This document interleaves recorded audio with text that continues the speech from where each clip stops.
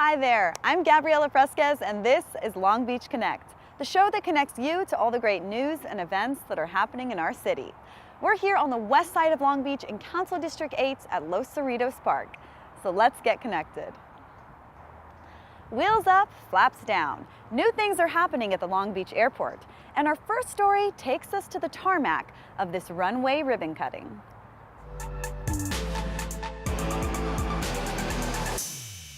After being closed for renovation for 9 months, runway 8 right, 26 left, Long Beach's shortest and busiest runway is now open. The shortest but the busiest runway, with over 220,000 takeoffs and landings each year. Nothing this big can be done alone. And so I just want to appreciate and thank everyone who pitched in on this. There's just so much that can be said for a runway and the quality of airport that we provide, and it cannot be done without each and every one of you. To celebrate the reopening of this runway, Vice Mayor Dee Andrews took off for a ceremonial first flight during the official opening. Long Beach is a premier airport in Southern California, and it really plays an integral part in the economic vitality of this community. And when you talk to residents in the community, I know they're quick to point out that they identify with the commercial terminal and the airlines, but Long Beach is one of the busiest general aviation airports in the world, with a mixture of business and charter and military, private aviation, and law enforcement that are all conducting their business on a day-to-day activity here. This runway is one of 3 runways at the airport. One is the primary runway where larger commercial aircraft arrive and depart. The other is a secondary traffic runway like 8 right, 26 left, which is used for general aviation and training purposes. Safety is job one at the entire airport. That actually applies especially to the airfield area and the runways. So we like to disperse our traffic as safely and across all 3 runways, and this is going to help make sure that we do that. Funded primarily with a Federal Aviation Administration grant, the width of the runway was reduced and the length extended to provide a run-up area where pilots can warm up their plane's engines. Blast pads were also installed to prevent the spread of debris during takeoffs and landings. These improvements will not only make the runway safer, but will also extend its life for another 20 years. For more information, visit the Long Beach Airport's website at lgb.org. The airport is celebrating 95 years of aviation history, so make sure you check out their website for all of the upcoming events. And here's another event that's perfect for all of our Long Beach High School and City College students.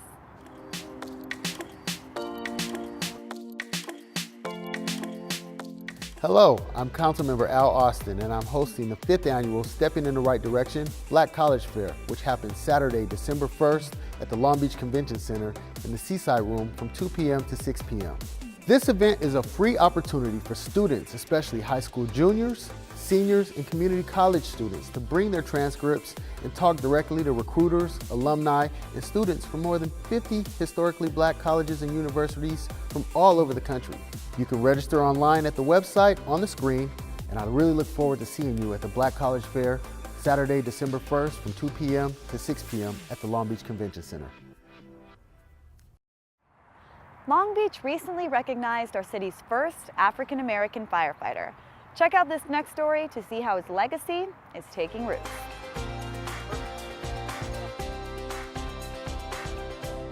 They came from neighborhoods across Long Beach and beyond, all focused on one goal.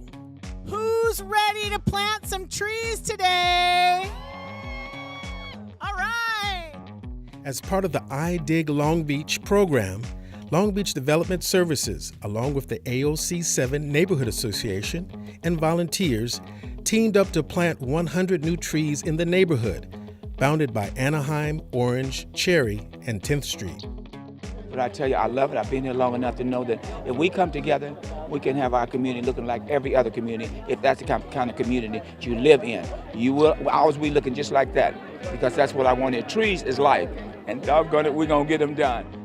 Development Services is all about the built environment. One of our core missions is building a better Long Beach, and that includes not only building the urban fabric, but also building communities and building neighborhoods.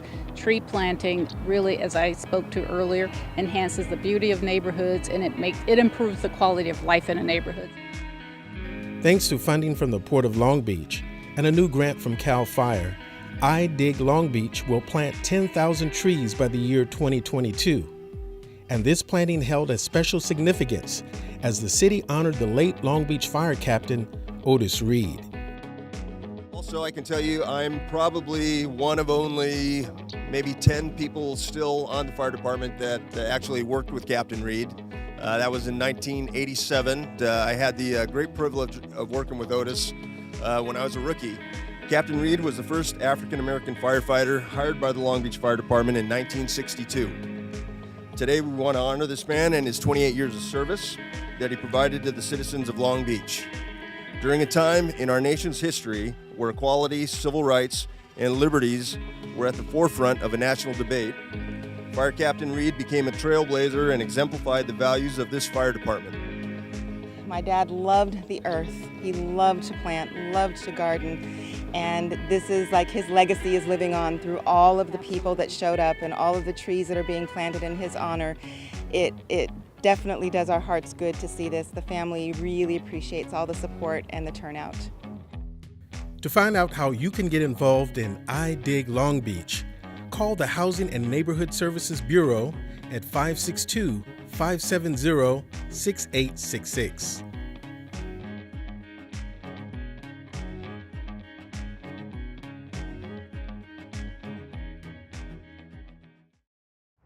Trees help build the character of a community, along with many other factors.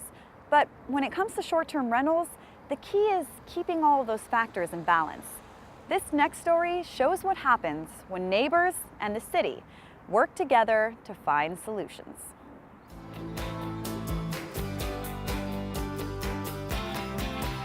In Long Beach, today, over 1,000 home and property owners are making extra money by providing short-term rentals through online services like Airbnb and VRBO. And while room rentals have always been allowed, these new short-term rentals or vacation rentals are quite different, since the owner of the unit doesn't have to be on the premise during the rental time. That's one of the reasons the city decided it was time to come up with regulations for an ordinance, a city law that would address the key concerns of both owners and neighbors. Tonight, we're talking to the community about some preliminary options for short-term rental regulation in Long Beach. Short-term rentals is an issue that affects our entire city, from landlords to renters to homeowners, and so we wanted to make sure we had a process that was inclusive of everybody.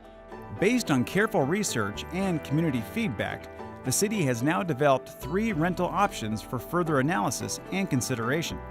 Each option would require owner registration and payment of transient occupancy taxes, or also known as hotel taxes. One option is to require city registration for each short-term rental, payment of transient occupancy taxes, and providing a local 24-hour contact for the rental. Option 2 would allow up to 2 rental units per resident, or up to 3 if one of those units is your primary home. Now, option 3 adds an additional layer of restriction, which would allow unhosted short-term rentals, so where a resident is not on the property, to be prohibited in certain areas utilizing a petition-type process with the residents. Now, based on further community input, these options are being refined and will be presented to the City Council so an ordinance can be written and adopted. To find out more about this, visit the Short-Term Rental Project's website.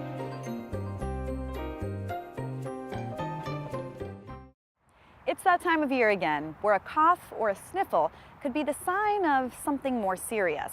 Let's visit our Long Beach Health Department to get the latest on our flu season and find out steps we can take to stay healthy.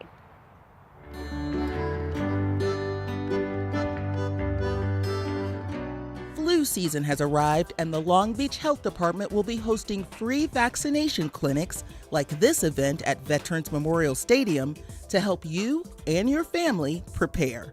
The City of Long Beach Health Department is doing a flu pod drive-through vaccination clinic where you can drive through and get a free flu shot without even needing to leave your car. And this is the first drive-through flu vaccination clinic of this magnitude in the County of Los Angeles. This large-scale pod, or point of dispensing, along with upcoming neighborhood clinics that will be held throughout the city, are key to preparing Long Beach for the upcoming flu season. For most people, flu symptoms may include fever, aches, pain, and coughing. But for others, like the elderly, pregnant women, people with chronic medical conditions like diabetes, and those with compromised immune systems, the flu can be deadly.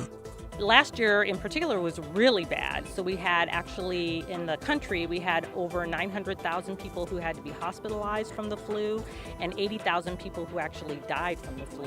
But anyone's at risk. We've seen really healthy people who have been really, really sick with the flu.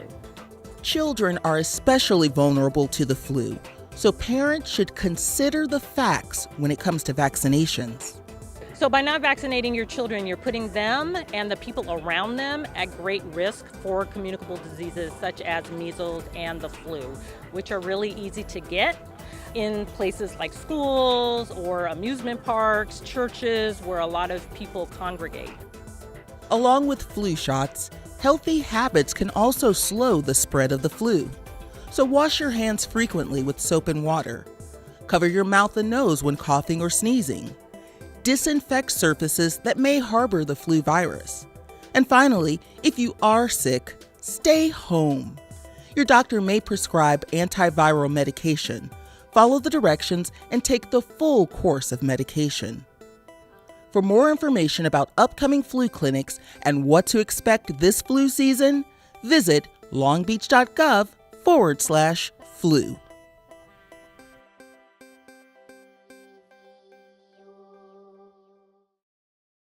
We all want to live in a healthy, clean, and safe community. In this next story, we'll meet the Justice Lab, a partnership of organizations that are dedicated to changing lives and making our city stronger for everyone.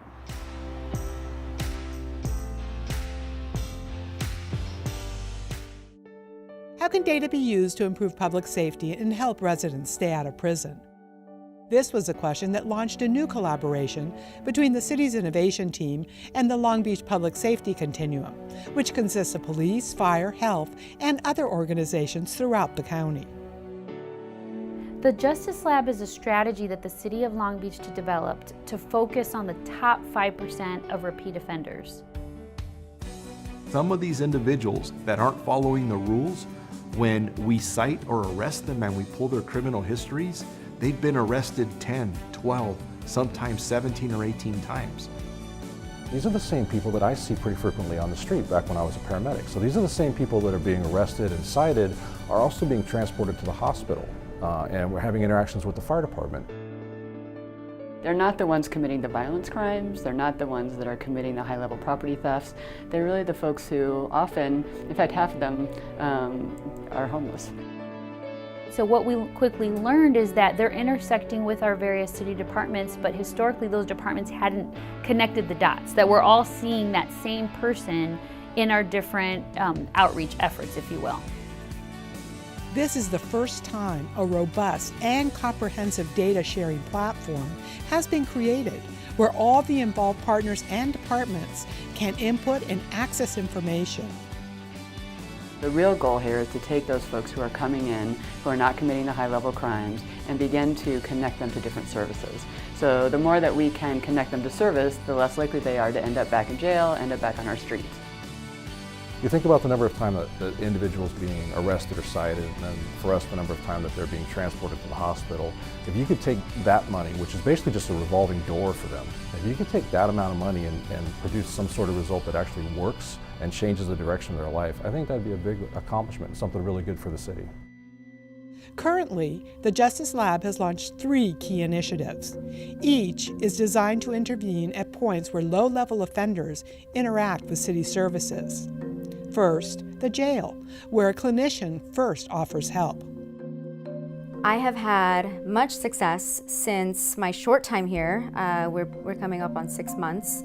I have had the opportunity to meet with approximately 400 people who are open to getting help. So that has just been wonderful. Many of these individuals are not aware of what is available, and that, these agencies are there waiting for them. And so really is planting that seed of hope and letting them know that once they're out there, we have a plan. Another key point of intervention is the actual courtroom, where again, individuals who committed low-level crimes are offered alternatives to time in jail. Our office and other agencies working together have come up with new and more innovative diversionary programs. One that I'll mention is what we call our Priority Access Diversion Program that takes our high-frequency offenders, our highest frequency offenders that are in custody, and offering them an alternative to a time in jail.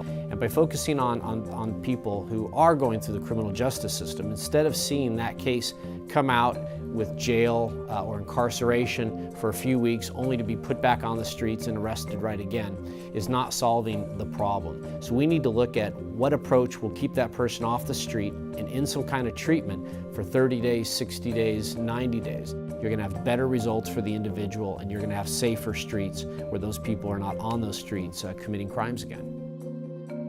Lastly, both the police and fire departments have active outreach teams who are often the first to connect with low-level offenders, some of whom may have dropped out of treatment or training or have become homeless again. This data-driven approach allows us to focus on specific people who are committing crime over and over and are impacting different systems within the city. I think that's where we're going to see the benefit from this team. We're not going to just keep on recycling people back through the system, back to the hospital, back to the street, back to jail, back to the hospital, back to the street. It's going to be, we're going to get a solution. I think it's an excellent program. I am so honored to be here and to be a part of this innovative, approach. It's wonderful to be with a lot of people that we have the same focus, and really is to help people. I'm so proud to say that the City of Long Beach is a front runner in the nation. We have other cities and counties across the country that are looking at us. They want to understand how do we analyze our data, and they're watching us as we launch the Justice Lab in hopes that when it is successful, that they can replicate something similar in their own cities. The Justice Lab is an innovative solution that cities throughout the country are keeping a close watch on as a model for improving public safety. For more information, visit longbeach.gov. There are always great things happening all over our city. Well, this show, Long Beach Connect, is one way to stay informed. There are also many, many more. You can connect with the City of Long Beach over social media on Facebook, YouTube, Twitter, and Instagram. You can also stay connected by heading directly to the city's website at longbeach.gov. And don't forget to check out LBTV, your award-winning local news and information station on Spectrum Cable Channel 3, Frontier Fios Channel 21, AT&T Uverse Channel 99, and online at lbtv3.com. Thanks for watching, and we'll be back soon with more ways to keep you connected to Long Beach. We had a great time here in Council District 8 and Los Cerritos Park. Thanks for watching, and I'll see you next time on Long Beach Connect.